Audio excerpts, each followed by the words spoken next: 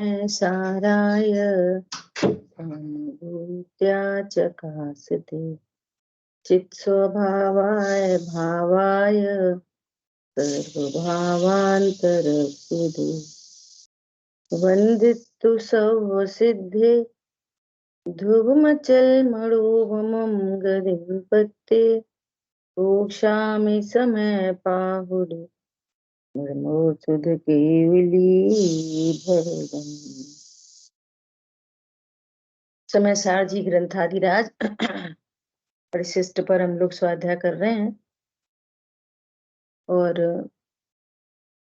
अब आप में से रिवीजन के तौर पर चर्चा चल रही है अपनी। पीछे में से अगर देखें कि दीपक भैया रूबी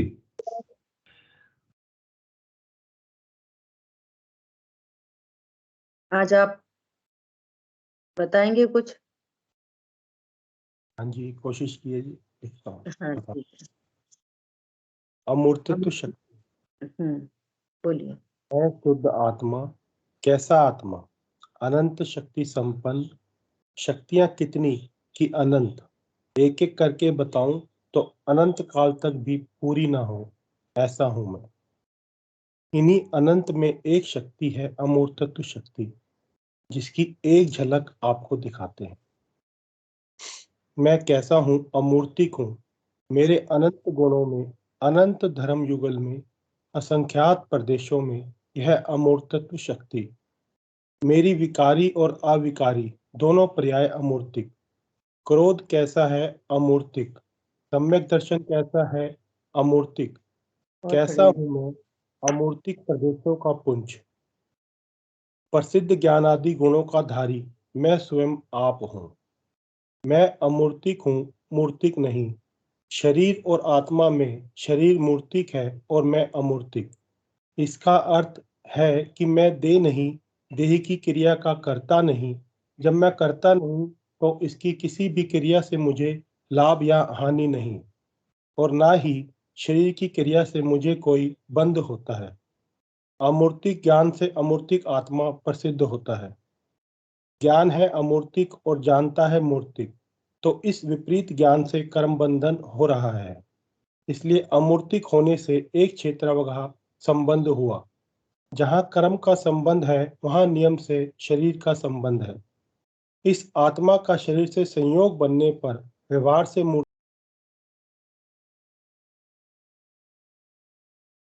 ये जो नेत्र इंद्रियों से जो दिखाई दे रहा है वो मैं नहीं हूँ। मैं तो अमूर्तिक हूँ। मैं इंद्रियां नहीं, मैं तो अतीन्द्रिय महापदार्थ हूँ। अमूर्तित्व शक्ति समस्त पुद्गल से भेद ज्ञान करा रही है।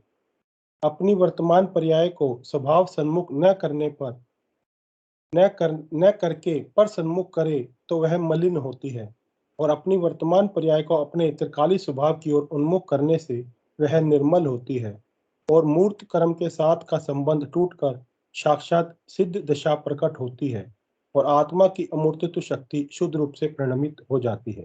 जय जिनेन्द्र। बहुत ही अच्छा, एकदम व्यवस्थित, पूरे परफेक्शन के साथ में। कैसे बंद हो रहा है, बंद से कैसे छूटे। अमूर्तत्व द्रव्य गुण पर्याय तीनों में है। विकारी पर्याय भी अमूर्तिक, शुद्ध पर्याय भी अमूर्तिक। अमूर्तिक को नहीं जाना तो मूर्तिक बंद हुआ, मूर्तिक बंद हुआ तो मूर्तिक शरीर मिला, और फिर मूर्तिक व्यवहारने से कहा जा रहा है। एकदम व्यवस्थित, बहुत अच्छा। छोटे छोटे रखो, बड़े नहीं रखो। चलिए,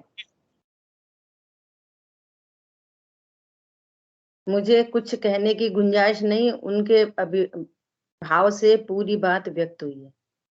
बहुत अच्छा। चलिए, जैन साहब लेके आ रहे हैं अनंत धर्मत्व शक्ति।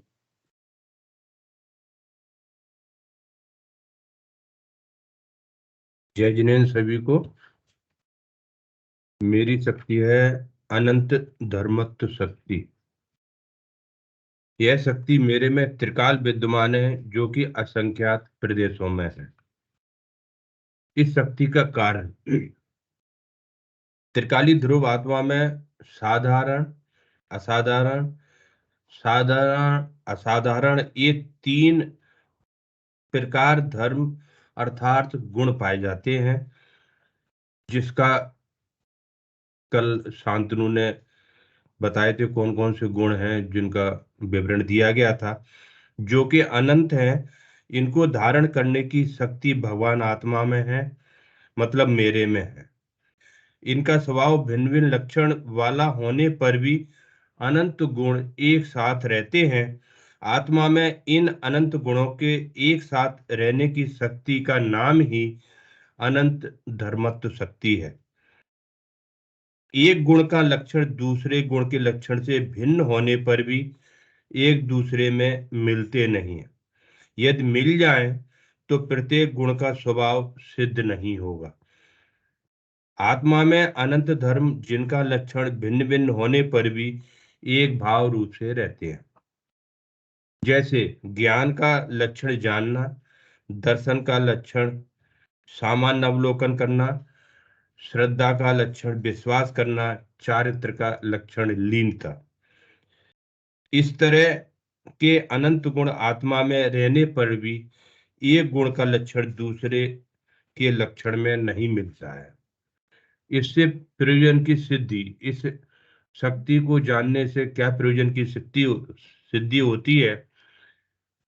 हम युक्ति, आगम और अनुभव से भगवान आत्मा और उनके अनंत धर्मों का यथार्थ निर्णय होता है, परंतु स्वानुभव के द्वारा जब तक आत्मा का निर्णय नहीं होता तब तक अनंत धर्मों का निर्णय नहीं होता। उसके लिए मैं अनंत धर्म में एक भाव रूप ज्ञायक मात्र आत्मा हूं, ऐसा निर्णय से जब अंतर्मुख हुआ, तब अंतर में पुरुषार्थ से शक्तियां पर्याय में उल्लिसित होती हैं, जिनका एक साथ स्वानुभव में वेदन आता है। इसी का नाम रत्नत्रय है। यही सच्चा मोक्ष मार्ग है। जय जिनेन्द्र। अनंत धर्मत्व शक्ति। आचार्य देव ये कहना चाहते हैं कि मैं कोई खाली डिब्बा नहीं। अनंत शक्ति, अनंत गुण, अनंत धर्म युगल को धारण करने वाली एक शक्ति है, जिससे उसकी अनंतता बनी रहती है। और अनंतता बनी रहने पर भी बिखर के अलग अलग नहीं हो जाते, एक ही रहता है। यह अनंत धर्मत्व शक्ति। अनंतता कैसे? ये सबके लक्षण अलग अलग है।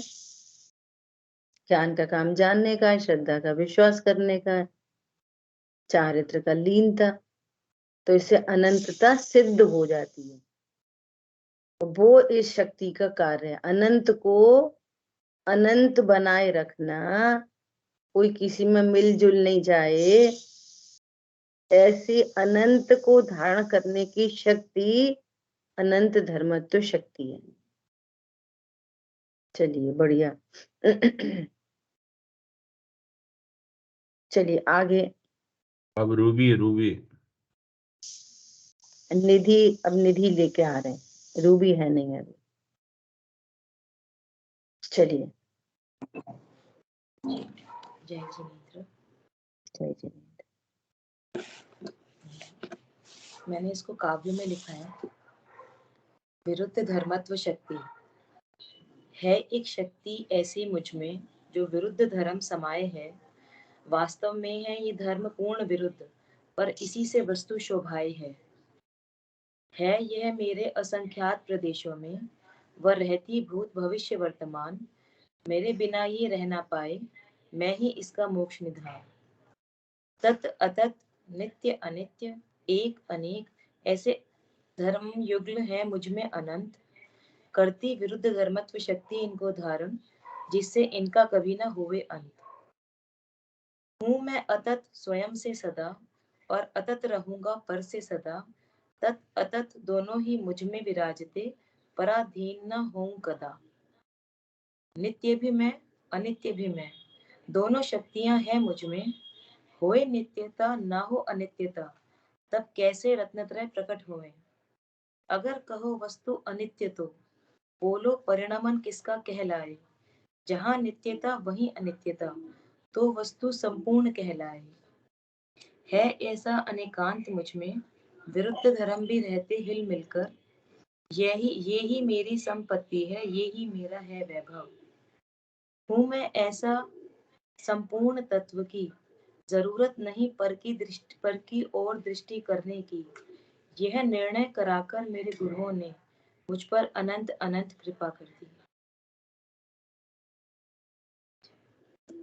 इसमें मैंने ये बताया है कि जो विरुद्ध धर्मत्व शक्ति है मेरे अंदर, उसके कारण मेरे अंदर अनेक ऐसे धर्म युगल हैं जो परस्पर विरुद्ध हैं। जैसे एक अनेक, तत् तत् अतत्, नित्य अनित्य, भेद अभेद, ऐसे ऐसे बहुत सारे अनंत धर्म युगल हैं। वो इस शक्ति के कारण ही मुझ में बसे हुए हैं। वो एक शक्ति इन सबको धारण करती है अकेली। जैसे तत् अतत् अगर देखा जाए तो मैं स्वयं से ही तत् हूँ और स्वयं ही अतत् हूँ। ये अतत् शक्ति मेरे अंदर ही है, पर से अतत् होने की। ऐसा नहीं है कि पर में अतत् और मैं अतत् हूँ, ऐसा नहीं, दोनों ही मेरे में है। तो जैसे अब इसको मैं थोड़ा सा और अंदर लेके जाऊं तो जैसे ज्ञान में गे झलकते तो हैं, लेकिन गे ज्ञान से पूरे अतत है, उनका उनसे कोई लेना देना नहीं है। और फिर मैं इससे और अंदर आऊं तो जैसे ज्ञान में जो राग है वो भी झलकता तो है, लेकिन ज्ञान ज्ञान से तत् है और राग से अतत है।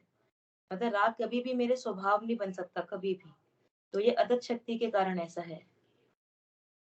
और ऐसे एक अनेक, तो द्रव्यपने में एक ही हूँ, लेकिन पर्याय गुण ये मेरे में अनेक है। तो ऐसे एक और अनेक मैं ही हूँ। और ऐसे ही भेद अभेद रूप, मतलब भेद रूप जब मैं इनको अलग अलग इनके देखता हूँ कि गुण पर्याय ये सब भेद रूप है, लेकिन ये सब अखंड है, एक में ही है, ये अलग अलग नहीं है, ये अभेद वस्तु है। मैं पूरी, मैं खुद ही एक पूरी वस्तु हूँ। और नित्य अनित्य भी, द्रव्यपने नित्य हूँ और पर्याय जो है वो अनित्य है। क्योंकि अगर नित्य ही रहूंगा, अनित्यता नहीं होगी, तो परिणमन हो ही नहीं पाएगा, एज इट इज ही रह जाऊंगा। और जो अनित्यता है, अगर खाली वही हो तो अनित्यता है किसकी, नित्यता चाहिए उसके लिए। तो फिर मतलब ऐसे लिखा है। बहुत अच्छा। प्रयोजन की सिद्धि कैसे होगी? हाँ, प्रयोजन की सिद्धि ऐसे हो जाएगी कि जब मैं तत् भी हूँ अतत् भी हूँ, तो सारी शक्तियां मेरे अंदर ही है। तो मुझे मतलब जब मैं स्वयं पर से अतत् ही हूँ और स्वयं से ही तत् हूँ, तो पर की ओर दृष्टि करने की मुझे जरूरत ही नहीं है, ना मैं उससे कुछ ले सकता, और मैं खुद ही परिपूर्ण वस्तु हूँ एक। अपने अनंत गुण धर्म युगल से तत् और पर से अतत्, जब मैं ऐसा हूं तो अपनी परिपूर्णता भाषित हो गई और पर की व्यर्थता भाषित हो गई। ये मेरे प्रयोजन की सिद्धि हो गई। जो ज्ञान अब तक पर का लक्ष्य करता था, अब शक्ति मेरे में अतत् शक्ति है, तो पर का लक्ष्य मिटा। ऐसा बढ़िया। इसमें और अपन है ना, जैसे आपने पहले गे की बात की, बाद में राग की बात की। होना क्या चाहिए? पहले राग की बात, बाद में गे की बात। गे क्लोजेस्ट वन है, राग उससे दूर है। और अपन स्टार्ट कर सकते थे संयोगों से। संयोगों से अतत, जीव से तत्, शरीर से अतत, जीव से तत्, कर्मों से, है ना, ऐसे। और फिर चले गए अंदर, तब आएंगे अपन राग से और फिर गे से। तो अभी बात खत्म नहीं हुई, सुनना ध्यान से। गे में भी अभी बात खत्म नहीं हुई। ज्ञान पर्याय से भी अतत और ज्ञायक पने से तत्, ये हाईएस्ट सुपीरियर मोस्ट। जो पूरी चर्चा चलेगी वो तो ज्ञान से चलेगी। ये शक्तियों की चर्चा हुई उसी पॉइंट से है कि ज्ञान मात्र कहने से अनेक एकांत तो नहीं हो जाएगा। तो पूरी चर्चा करेंगे ज्ञान से और पहुंचना है ज्ञायक तक।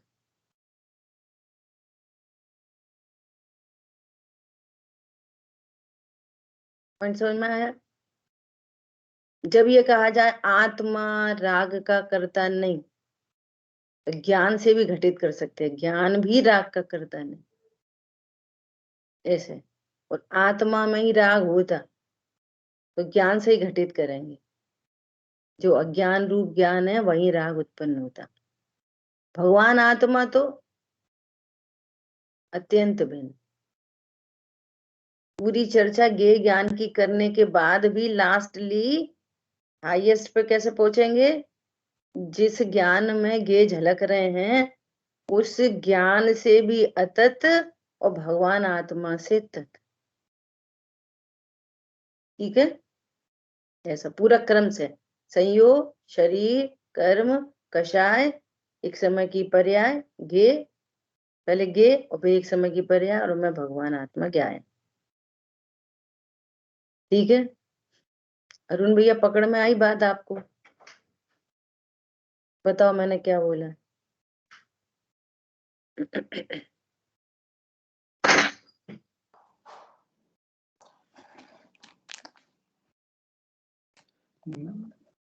ये शब्द नहीं दे पा रहे। गे से स्टार्ट करो, गे से। गे मेरे में गे प्रवेश नहीं करते, मैं ज्ञान स्वरूप हूँ, इतनी बात की स्वीकृति से रत्नत्र हो जाएंगे? नहीं होंगे। तो फिर कैसे होंगे? गायक को तत्व, गायक के तत्व का आना। हाँ ठीक है, उस ज्ञान पर्याय से भी अतत, और मैं कौन हूं? मैं ज्ञायक। यहाँ तक ठीक है, क्लियर? मैंने आपको क्यों पूछा कि मुझे चेहरे से ऐसा लग रहा था कि शायद कुछ मिसिंग हो रही, इसलिए। चलो बढ़िया, चलिए। अच्छा, इन्होंने काव्य भी बहुत अच्छा लिखा, बढ़िया, पूरी बात आ गई। चलिए अभी सपना जी आप आ रहे हो?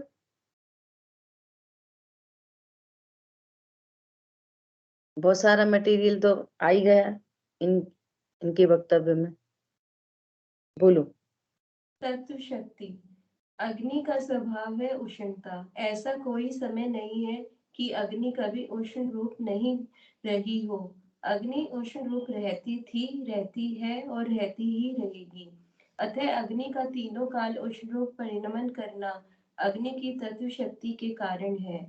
यह अग्नि की तत्व शक्ति ही है जो अग्नि को प्रति समय उष्ण रूप परिणमन करने में मदद करती है।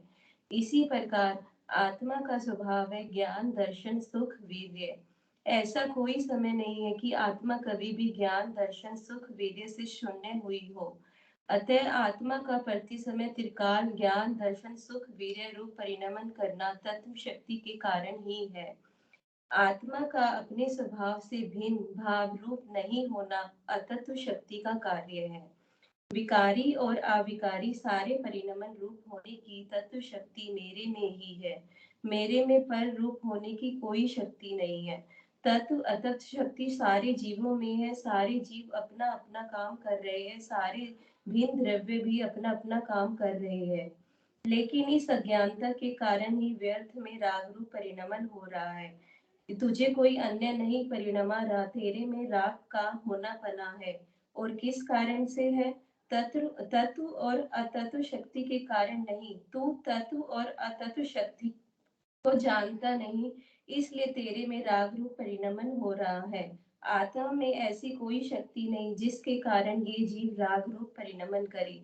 मैं परिपूर्ण हूँ, शक्ति संपन्न हूँ, ये नहीं जानना ही राग का कारण है। ज्ञान नहीं होना ही दुख का कारण है। मैं स्वद्रव्य क्षेत्र काल भाव से हूँ, पर द्रव्य क्षेत्र काल भाव से नहीं। मैं जीव रूप रहता हूँ, जड़ रूप नहीं होता। मैं ज्ञान रूप रहता हूँ, राग रूप नहीं होता। मैं ध्रुव रूप रहता हूँ, पर्याय रूप नहीं होता। तत्व शक्ति और अतत्व शक्ति के ज्ञान और श्रद्धान से स्वरूप में रहने की चिंता और पर रूप न होने का भय समाप्त हो जाता है। जय जय। बढ़िया। अभी आपने ये एक बात बोली कि आत्मा में राग करने की कोई शक्ति नहीं। तत्व शक्ति ये कह रही है, दृष्टांत से बात शुरू करी, अच्छी बात की कि जैसे अग्नि का तत्व है उष्णता, वो त्रिकाल है, ऐसे आत्मा का तत्व है जानना, जो त्रिकाल है ना। लेकिन आत्मा में ऐसा कोई तत्व शक्ति नहीं कि आत्मा राग को उत्पन्न करे। इसका खुलासा करो, आप करो या कोई और करे। बोलो, कर रहे हो सपना जी आप?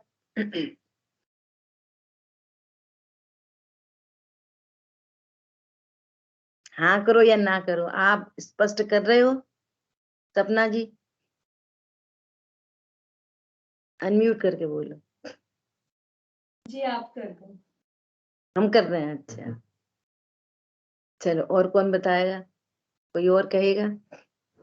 हाँ निधि जी मैं बोलो। थोड़ा सा मैं बताऊं दीदी, हो सकता है हाँ बोलो बोलो बोलो। मेरे हिसाब से है कि मैं आत्मा हूँ, तो मेरे में चैतन्य ज्ञान शक्ति मतलब अनंत शक्ति है, तो मेरा काम स्वभाव जो है जानना है। और राग जो है वो जड़ है, कर्म है, तो जो है ये है पुद्गल है। तो मेरे पुद्गल मतलब जीव द्रव पुद्गल में दोनों में अतंत्या भाव है, इसलिए मेरे में राग होते ही नहीं ना ऐसी कोई शक्ति है, क्योंकि जो मैं पुद्गल का काम कर सकूं, मैं उससे बिल्कुल अतत हूँ, मैं अपने ही में तत्व हूँ। बोलो निधि जी क्या बोल रही? जी मैं कह रही हूँ कि राग की जो उत्पत्ति हो रही है ना, वो अज्ञान से हो रही है, अपने आप से कभी नहीं हो सकती राग की। बहुत बढ़िया। और स्पष्ट करो, क्या कह सकते हो? बात तो पूरी आ गई। मतलब जी जहाँ पे अज्ञान है ना, वही राग है। और जैसे ही पता चला कि भाई मैं ज्ञान स्वरूप हूँ और अज्ञान दूर हुआ कि शरीर कर्म ये सब नौ द्रव्य कर्म भाव कर्म नौ कर्म ये मेरा स्वरूप ही नहीं है, और ना मेरे अंदर ऐसी कोई शक्ति है मैं राग उत्पन्न कर सकूं, उससे वो जो उत्पन्न होता वो पुराने वाला राग है ना, वो धीरे धीरे धीरे धीरे घटता जाएगा बस। बढ़िया। अरुण वो अजय भैया आप कुछ कह सकते हो? आत्मा में राग करने की कोई शक्ति नहीं। बोलो। शांतनु तुम्हें बोलना नहीं? चर्चा तो मैं बहुत बार कर चुकी हूँ, तब प्रश्न पूछती हूँ। जैसे सूर्य में अंधेरा उत्पन्न करने की कोई शक्ति है, इतनी सरल बात है। फिर अंधेरा क्यों हो रहा है पूछे कोई? अंधेरे का कोई सोर्स है दुनिया में? कोई सोर्स है अंधेरे का? पर अंधेरा तो होता है। पॉइंट पकड़ो, बहुत गजब की बात है। अंधेरे का कोई सोर्स है? उजाले का तो सोर्स है, पर अंधेरे का सोर्स है? पर अंधेरा तो होता है। कहाँ होता है? जहां उजाला नहीं वहीं वही अंधेरा है। समझ में आई बात? धनवान होते हैं, धन का सोर्स है, धन का तो सोर्स है भाई, पैसा कमाओ। गरीबी का कौन सा सोर्स है? कोई ऐसा भी कोई काम करता है कि गरीबी पैदा करें? कोई में शक्ति है गरीबी उत्पन्न करने की? धन कमाने की तो शक्ति है, परंतु गरीबी की शक्ति है? तो गरीबी किसको कहते फिर? गरीबी तो है, अरे जहां धन नहीं है वहां गरीबी है। ऐसे ही जहां ज्ञान नहीं है वहीं राग है। राग की शक्ति नहीं है आत्मा में, होता आत्मा में ही है अंधेरा तो है, परंतु अंधेरे का सोर्स नहीं। ऐसी राग तो आत्मा में ही होता है, आत्मा की पर्याय में ही होता है राग, परंतु भगवान आत्मा में ऐसा कोई सोर्स नहीं है कि जिससे राग उत्पन्न हो। मैं आत्मा हूं, जो ज्ञान ऐसा नहीं जानता वो ही राग की उत्पत्ति का कारण बनता है। धन का नहीं होना ही गरीबी है, उजाले का नहीं होना ही अंधेरा है। सूर्य में ऐसी कोई शक्ति नहीं जो अंधेरा उत्पन्न करे, ऐसी आत्मा में ऐसी कोई शक्ति नहीं जिससे राग उत्पन्न हो। देखो हम कह तो डिस्क्राइब को कर देते हैं, लेकिन भाव नहीं पता होते। इसे डिस्क्राइब करने के कितने नंबर मिलेंगे? पन पकड़ में आया? अरे यहाँ तो नंबर मिल जाएंगे। नहीं भाव आया मान लिया बीच में बोलने का, ठीक है बहुत अच्छा बोल रहे, लेकिन हमको भाव वासन नहीं है ना, तो प्रकृति से नंबर नहीं मिलेंगे। यहाँ तो मिल जाएंगे, कदाचित कोई नहीं डिस्क्राइब करे लेकिन भाव पकड़ में आ रहा है तो प्रकृति से नंबर मिल जाएंगे। समझ में आ रही है? प्राकृतिक बातें हैं ये, नेचुरलिटी से। ठीक है। अब राजेंद्र भाई साहब ने बात बोली कि राग पुद्गल का है, ये प्रयोजन परक अध्यात्म शैली है। ये राग स्पर्श गंध वर्ण वाला पुद्गल नहीं है। कौन समझ में आया? जीव की ही पर्याय है, चिद विकार है वे। देखो स्यादवाद शैली कैसी है। आत्मा की पर्याय होने से जब विभुत शक्ति है, सर्व में एक दूसरे का रूप है, तो विकारी पर्याय भी चेतन की है,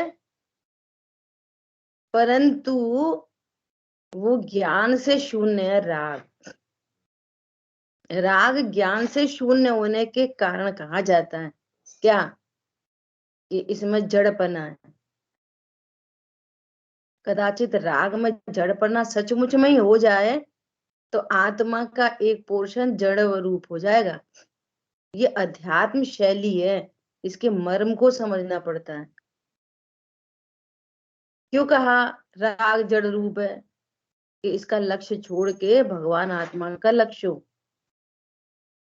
शुभाशुभ की जड़ता तो दूर, अरे शुभाशुभ की जड़ता की बात तो छोड़ो, जो ज्ञान अपने को देह रूप जान रहा है वो ज्ञान भी जड़ है। पराया ज्ञान जहां पर की ले, वो तो ज्ञान, जो ज्ञान प्रकाशमान वस्तु है पूरी आत्मा में, उस ज्ञान को भी जड़ कह देंगे।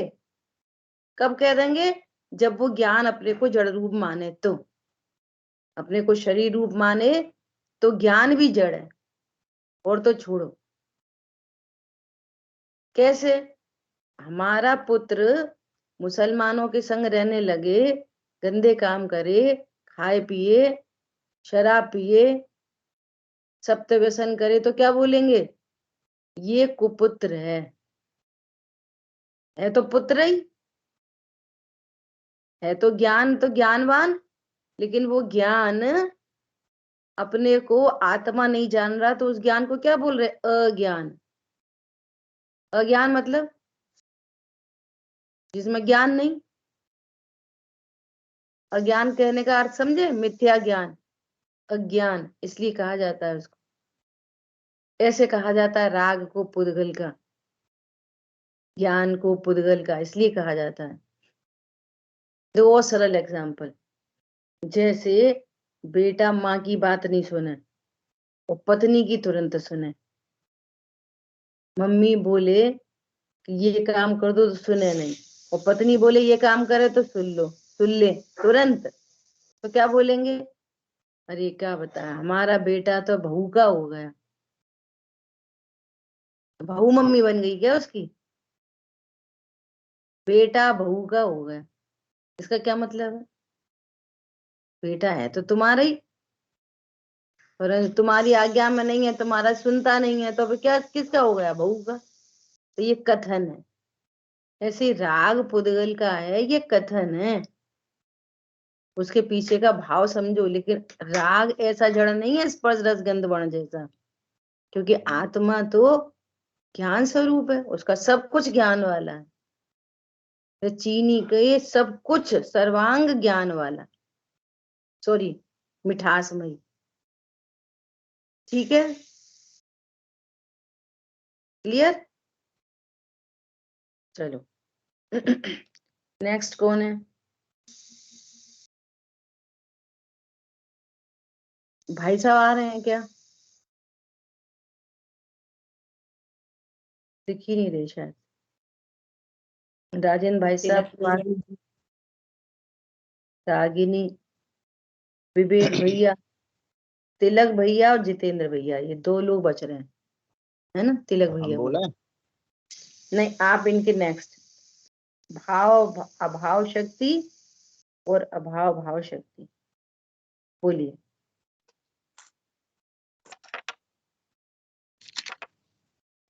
भाव अभाव शक्ति। ये शक्ति मुझ में त्रिकाल विद्यमान है। ये शक्ति मेरे असंख्यात प्रदेशों में है। आत्मा में पहले समय जो पर्याय विद्यमान हो उसका दूसरे समय अभाव हो जाता है। प्रति समय एक पर्याय का व्यय और दूसरी पर्याय का उत्पाद अनादि अनंत होता ही रहता है। कोई भी पर्याय अपने समय को छोड़कर पहले या बाद में आगे पीछे समय में नहीं होती। जो भी पर्याय आती है वह अभाव को अपने साथ ही लाती है, इसलिए दूसरे समय उसका अभाव हो ही जाएगा। सम्यक के भाव बिना मिथ्यात्व का अभाव नहीं हो सकता, इसलिए पहले समय होती हुई पर्याय का दूसरे समय अभाव होने रूप भाव अभाव शक्ति आत्मा में विद्यमान है। भाव अभाव शक्ति पर्याय की क्षण भंगुरता को दर्शाती है। जैसे क्रोधादि भाव, शुभ भाव, रागादि भाव, शुभ शुद्ध भाव भी अभाव रूप ही है। ये शक्ति हमको निश्चित निर्भर करती है कि तुझे पर्याय की तरफ देखने की कोई आवश्यकता नहीं है, तू तो सिर्फ ध्रुव पर दृष्टि कर।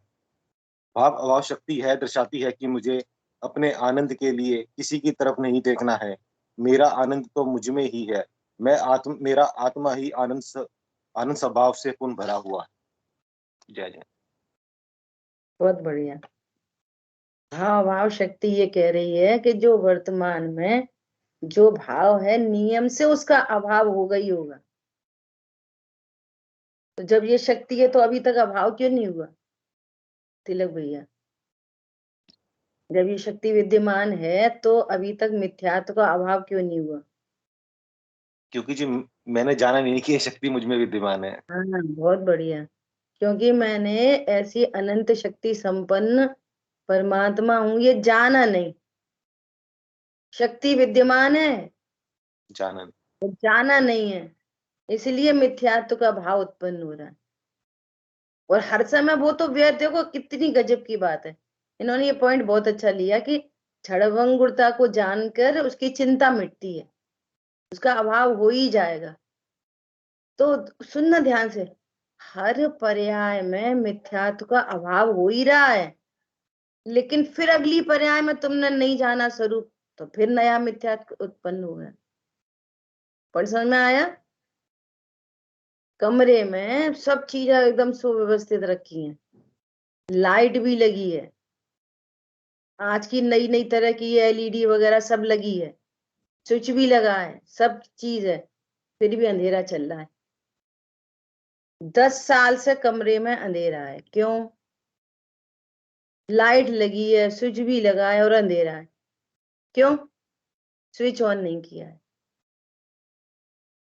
और पहली पर्याय का अंधेरा हर समय व्यय हो रहा है, वो अंधेरा भी नया नया है, मिथ्यात्व का वंश नहीं है। कर्म का वंश तो है, पर आत्मा में मोह का वंश नहीं है। कौन समझ में आ रहा है? दर्शन मोहिनी का वंश तो है, लेकिन आत्मा में मिथ्यात्व भाव का वंश नहीं है, समूह नहीं है, ग्रुप नहीं है।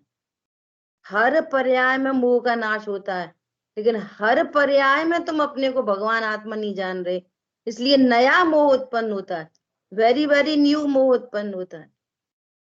समझ में आ रही बात? जैसे सिद्ध भगवान को हर समय नया नया सुख उत्पन्न होता है, ऐसे अज्ञानी को हर समय नया नया मिथ्यात्व उत्पन्न होता है। और जिस क्षण स्विच ऑन करे ना, तो 100 साल का अंधेरा भी चला जाएगा। ऐसी जिस क्षण अपने को परमात्मा जाने, ये भाव भाव शक्ति का मैं धारी हूं ऐसा जाने, उस क्षण ही मोह का नाश हो जाएगा। अब नया मोह नहीं उत्पन्न होगा। मोह का नाश का अर्थ भी समझो। जिन शासन में ये भी एक बहुत महत्वपूर्ण बात है। मोह का नाश मतलब नया मोह उत्पन्न नहीं होना। क्या बोला? जो उत्पन्न हो गया उसका नाश नहीं होता। हमारा धर्म इतना अहिंसक है कि मोह का भी नाश नहीं करता। कौन पकड़ा? हमारा मोह का भी नाश नहीं किया जाता। वो उत्पन्न नहीं होता ना, जो उसको नाश करना कहते हैं। समझ आई बात? अच्छा, जो उत्पन्न हो गया उसका नाश कैसे करोगे? भाव भाव शक्ति है, वो तो खुद ही मिट रहा है। क्या बात समझ में आई? उसका अभाव कैसे करोगे? वो तो खुद ही मिट गया। तो जो नेक्स्ट उत्पन्न होता है ना, उसको नहीं उत्पन्न होने दिया, उसका नाम है मोह का अंधेरे का नाश। अंधेरे का नाश कैसे करोगे? वो तो है ही है, उसका नाश कैसे करोगे? प्रकाश किया तो अंधेरा चला गया, तो कहते हैं अंधेरे का नाश किया। तो इतना अहिंसक शासन है। हमारे यहाँ राग का नाश नहीं किया जाता। राग उत्पन्न नहीं होता, उसको कहते हैं राग का नाश किया। और जो उत्पन्न हो गया उसको नाश कैसे करोगे? उस संबंधी कर्म बंधन आदि आदि सब हो चुके, अब क्या करोगे नाश? और वो तो खुद ही मर रहा है, उसको क्या नाश करोगे? जो खुद ही मर रहा है उसका क्या नाश करोगे? तो ऐसे भाव भाव शक्ति के स्वरूप को जानकर पर्याय की साइड से निश्चय, हमें तो क्रोध हो गया, हमें तो ऐसे भाव, ऐसे लोग बोलते हैं ना, हमें तो ऐसे भाव हो गए, हमें तो ऐसे भाव हो गए, तो उसको कैरी फॉरवर्ड करते हैं। अरे वो तो मिट गया, चला गया वो तो। ऐसा बढ़िया, बहुत अच्छा। हाँ जी, जितेंद्र भैया। अभाव भाव शक्ति। अभाव भाव शक्ति, ये शक्तियां ऑन मेरे में कर, अनादि। आवाज आ रही है? आवाज आ रही है। ये शक्तियां मेरे में अनादि से हैं, तो अनादि तक रहेंगी। ये शक्तियां के प्रभाव से पर्यायों की चिंता मिट जाती है। ये शक्ति मेरे असंख्यात प्रदेशों में है, त्रिकाल विद्यमान है।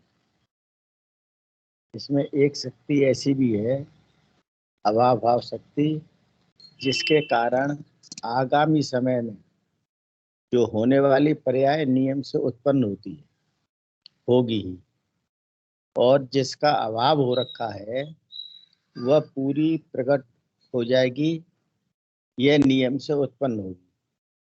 यह अभाव भाव शक्ति।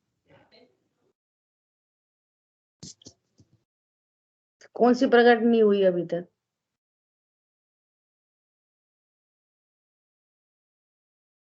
ये अभी तक कौन सी पर्याय उत्पन्न नहीं हुई? समोसे खाने की कि विदेश जाने की?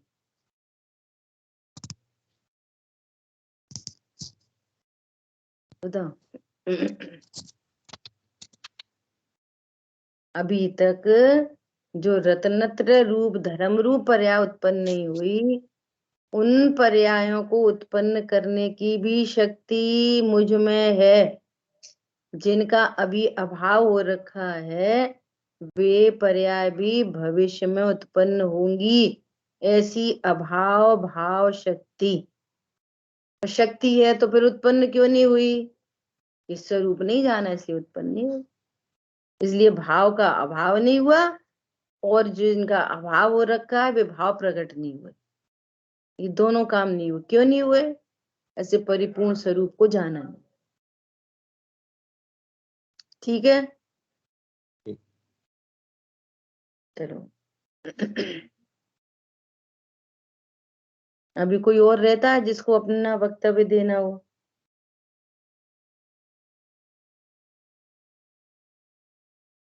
या कोई ऐसी थोड़ी सी तथ्य चर्चा करना चाहे तो कर सकते हैं अपन थोड़ी देर के लिए, किसी का कोई प्रश्न हो तो। अगली शक्ति आ रही है वापस उसका नाम है भाव शक्ति। आगे की शक्ति आ रही है ना, क्या है शक्ति का नंबर? है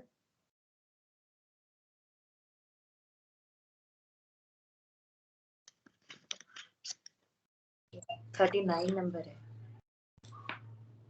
39। देखो आज अपनी नेचुरली वो बातें हो गई जो अब शक्ति में आ रही है आगे। अभी जो ये 6 शक्ति का जो ग्रुप है ना, भाव भाव भाव शक्ति, अभाव शक्ति, अभाव भाव शक्ति, है ना। सबसे पहली शक्ति है भाव शक्ति, उसका नंबर क्या है?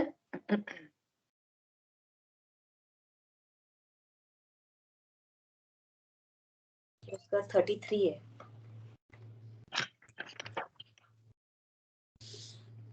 33। 33 नंबर की शक्ति का नाम भी भाव शक्ति है, और ये 39 नंबर की शक्ति का नाम भी भाव शक्ति है। दोनों का नाम भाव शक्ति है, ठीक है। थोड़ा सा डिफरेंस देख रहे हैं पहले अपन, फिर कल चर्चा करेंगे। जो वो शक्ति है ना 33 नंबर की जो भाव शक्ति, वो भाव शक्ति तो क्या कह रही है कि द्रव्य में प्रति समय एक पर्याय हमेशा विद्यमान रहती ही है। ऐसा कभी नहीं हो सकता कि द्रव्य में एक पर्याय उत्पन्न ना हो। और देखो ये भी समझना, एक पर्याय उत्पन्न होती है, एक गुण की एक पर्याय, इसका अर्थ ये है। तो अनंत गुणों की अनंत पर्याय हो गई। हमारी बात समझ में? कभी भी ऐसा नहीं हो सकता कि द्रव्य में कोई वर्तमान पर्याय विद्यमान ना हो, ठीक है। ये भाव शक्ति कह रही है। अभाव शक्ति क्या यहाँ पर ये जो 39 नंबर की भाव शक्ति क्या कह रही है कि कारकों के अनुसार जो क्रिया उससे रहित भवन मात्रमयी होने मात्रमयी भाव शक्ति। सुनो, द्रव्य में कभी कोई कार्य नहीं होता। द्रव्य में कोई कार्य, क्या कार्य होगा? द्रव्य जीव, जीवी बना रहेगा। गुणों में कोई कार्य नहीं होता, वे भी कूटस्थ हैं, निष्क्रिय हैं। कार्य होता है सो पर्याय में होता है, सारा परिणमन पर्याय में होता है। गुण पर्यायवत द्रव्यम बोलते ना, गुण पर्यायवत द्रव्यम। तो पर्याय किसकी है? गुण की के द्रव्य की? द्रव्य की पर्याय होती है। द्रव्य के ही गुण और द्रव्य की ही पर्याय, है ना। कहते हैं गुण परिणमन करते हैं, ये अपन समझने के लिए बात करते हैं। तो जो भी परिणमन होता है पर्याय में, उसके 6 कारक होते हैं।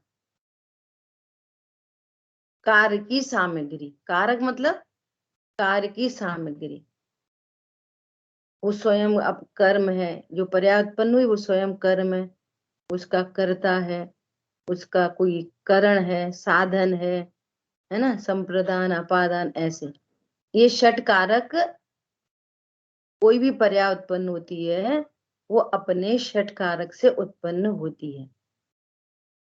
अपन गुरुदेव जी के प्रवचन में कई बार सुना होगा कि द्रव्य के 6 कारक न्यारे और पर्याय के 6 कारक न्यारे। तो द्रव्य में क्या काम हो रहा है सो द्रव्य के 6 कारक न्यारे?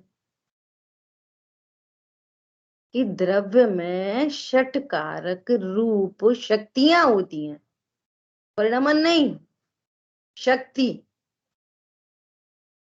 द्रव्य में क्या है? शक्ति, निष्क्रिय शक्ति।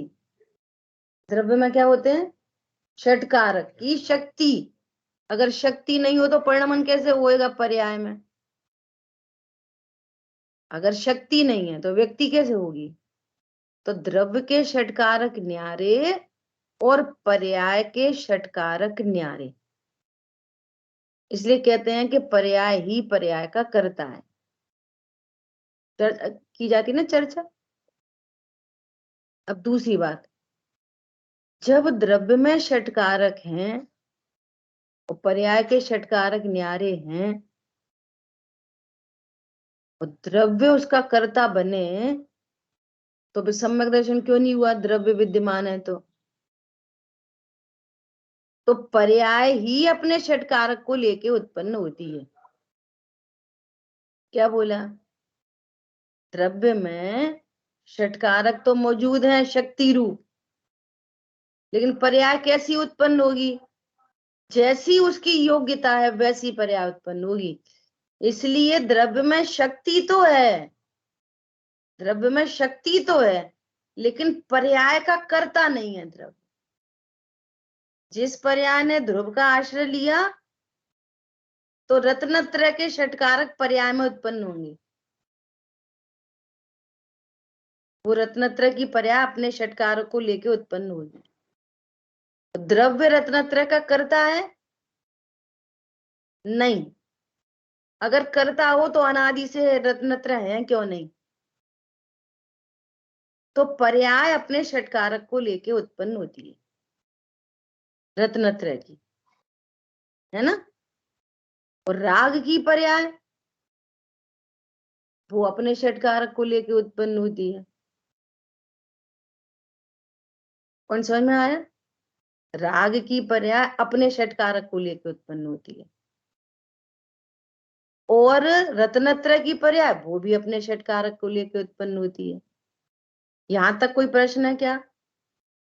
द्रव्य के षटकारक न्यारे कैसे? शक्ति रूप। पर्याय के षटकारक न्यारे कैसे? व्यक्ति रूप, परिणमन रूप, परिणमन रूप, क्रिया रूप। तो जो रत्नत्रय के षटकारक न्यारे हैं और राग के षटकारक भी न्यारे हैं कि नहीं? दोनों के, राग के और विकार के और स्वभाव के षटकारक न्यारे न्यारे। तो यहाँ कह रहे हैं कि जो रत्नत्रय के षटकारक हैं उनसे सहित तो मैं हूं। सो ये क्रिया शक्ति कह रही है। क्रिया शक्ति क्या बोल रही है? अगली जो शक्ति है वो क्रिया शक्ति है।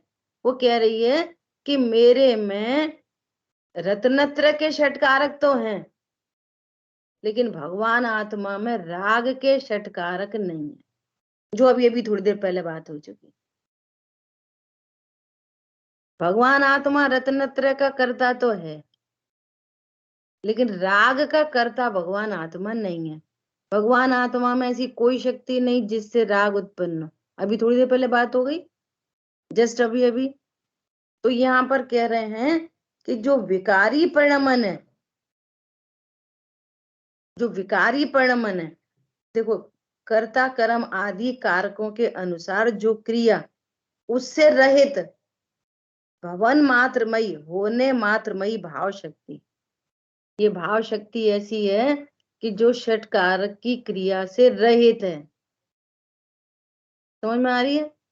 तो ये राग रूप जो परिणमन है वो षटकारक की क्रिया से रहित है, और जो रत्नत्रय रूप परिणमन है वो षटकारक की क्रिया से सहित है। जो भगवान आत्मा में जो षटकारक की शक्तियां हैं वे रत्नत्रय प्रकट करने के काम आती हैं।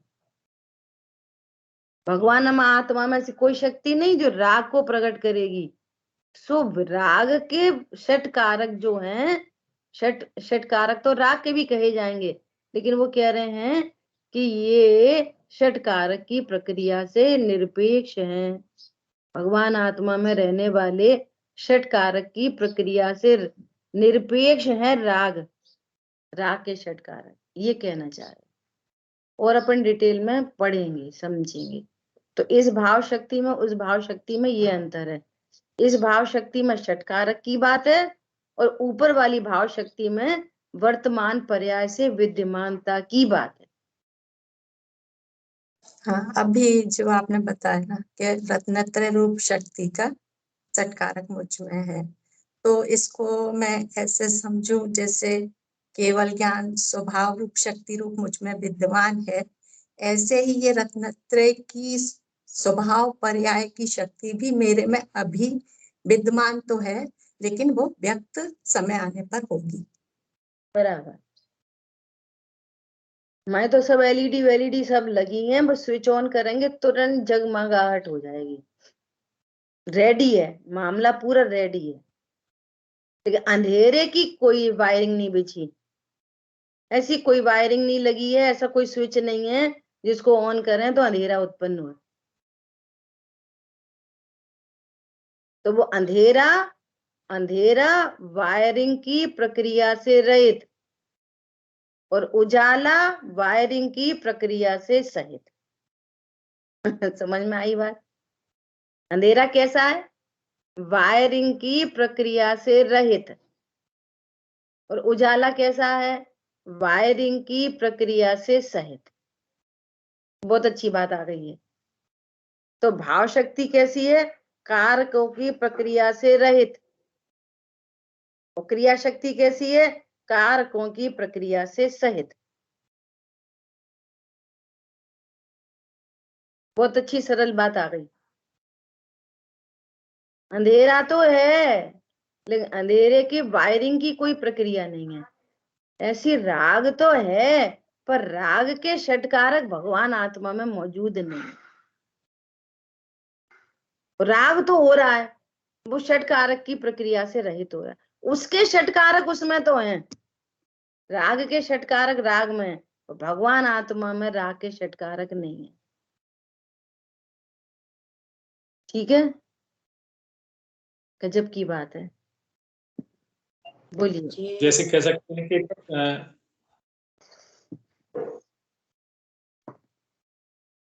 जैसे कह सकते हैं कि ज्ञान के षटकारक तो उसमें हैं, परंतु क्रोध के षटकारक उसमें नहीं है। हाँ, क्रोध के षटकारक भगवान आत्मा में हो तो कैसे काम चले? और देखो, जो साधक जीव है ना, साधक जीव उनमें राग के षटकारक भी चल रहे हैं और रत्नत्रय के षटकारक भी चल रहे हैं, जितनी कषाय शेष है। परंतु भगवान आत्मा के कारण वो राग का कार्यक्रम नहीं चल रहा है। जितनी स्थिरता नहीं है, उतना राग है। तो जो स्थिरता हो रही है ना, वीतरागता, वो भगवान आत्मा उसका कारण है। जितनी अस्थिरता, वो उसका कारण भगवान आत्मा कि नहीं? ये षट उसके इटसेल्फ उसमें है, लेकिन मेरे में नहीं है ऐसा। निशांत वही हो गया ना दीदी, उपयोग में उपयोग है। अगर क्रोध के षटकारक भी मेरे में होते तो सिद्ध भगवंतों को भी क्रोध का प्रसंग बनेगा। फिर कोई राग का षटकारक नहीं है, इसलिए सिद्धों में फिर कोई राग मौजूद भी नहीं है, कोई विकार मौजूद भी नहीं है। विकार के षटकारक मेरे में नहीं, जो कितनी प्रसन्नता की बात है। और फिर भी क्रोध उत्पन्न हो रहा है, राग उत्पन्न हो रहा है, तो विचार करना कि ये स्वयं को भूल कर हो रहा है। इसलिए नहीं हो रहा, उनने ऐसे कह दी, इनने ऐसे कह दी, वो तो कर्म के उदय में हो ही रहे, वे तो होंगे ही। पागल, तू भगवान आत्मा हूं भूला, इसलिए हो रहे हैं ये। इनका उनका नाम मत लगा, या तो दूसरे का नाम लगाएगा। किसका? उनने क्रोध कराया, नहीं, कर्म के उदय ने क्रोध कराया, ऐसा। और अपनी बारी आएगी तो क्या बोलेगा? क्रमबद्ध में हो रहे। अपनी बारी आई तो क्रमबद्ध में हो रहे। ऐसा नहीं कहेगा कि हो मैं स्वभाव को भूला, पर मैं इस टर्न की कल्पना हुई इसलिए हो रहे हैं। हरी बात ख्याल में देखो, ये शक्ति बता रही है। बोलिए निधि जी, आपको कुछ पूछना था? मैं ये कह रही थी जी, षटकारक समझा दो आप एक बार कि वो कर्ता ने कर्म को। कल करेंगे। जिन वाणी के ज्ञान से सूझे लोकालोक, सो वाणी मस्तक नमो सदा देत हूँ लो। बोलिए तो आशामयी जिनवाणी माता की जय। जिनवाणी माता की जय। जय जय जिनेन्द्र जिनेन्द्र सभी।